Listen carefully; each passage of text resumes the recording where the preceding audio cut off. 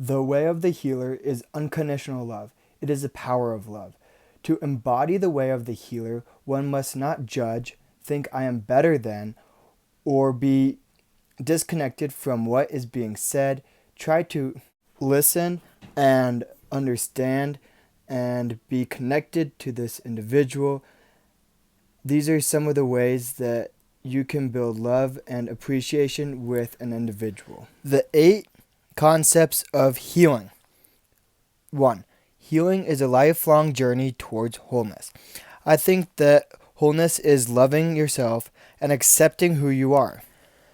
Loving each decision and choice you make, as well as actively looking to enjoy life. Number 2. Healing is remembering what has been forgotten about connection and unity and interdependence among all things living and non-living. It is important to love and appreciate the little things in life, such as running water, a warm bed, friendships, and the food we eat. Number 3 is embracing what is most feared. If we live in fear of everything, then what is life? Try to live with fear and accept it, not fight it.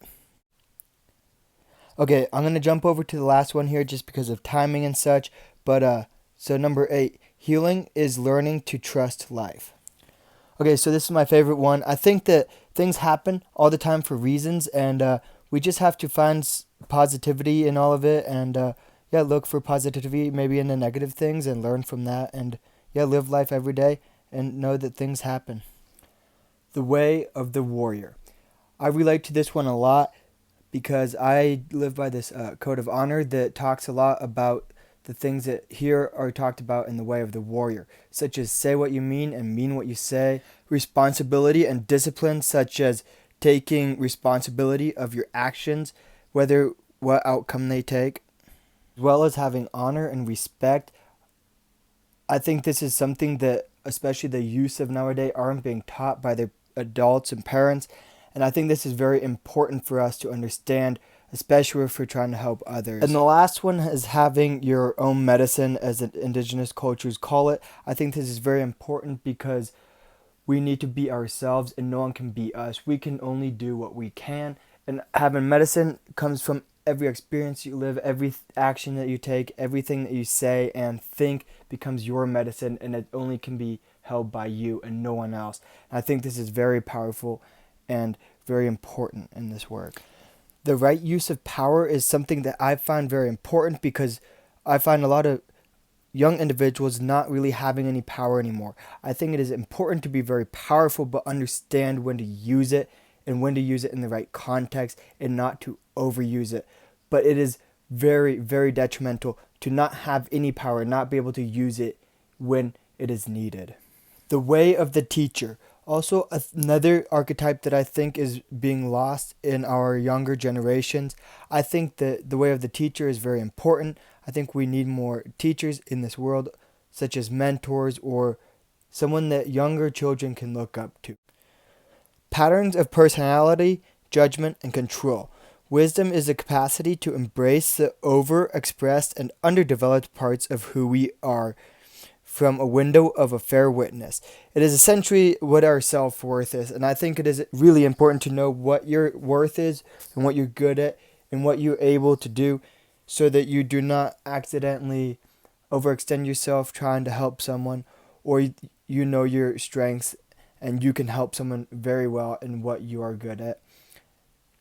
This will also help build trust, knowing your strengths and weaknesses. And I think trust is also very important, building rapport with a client. If they trust you, you can help them. If they do not trust you, then it is going to be very difficult to work with them. A very important part of this archetype is the theme of detachment. I think through the healer archetype and also through this being able to be trusted from your client, I think it is also very important that we have the ability to be detached from our client. This doesn't mean you're not caring, but this doesn't mean that you allow it to affect you and your being. The way of the visionary is all about how you relay information and how you talk with somebody when you deliver information, how you deliver it, and using your authentic voice to communicate with your client or another individual. I think this is very important. It's a lot more loose and gray because it's a lot more difficult to teach this, but this is very important to understand what impact you have when you say it, how you say it, and why you say it. And I think this is a very important part of the visionary archetype.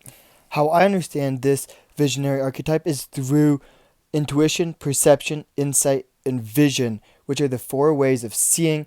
I always understand it as like your intuition, just kind of your gut feeling, what's going on inside of you, if it feels like the right moment, the right time, or maybe the right thing to say.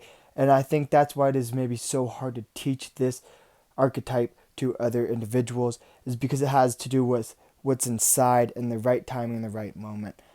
Yeah.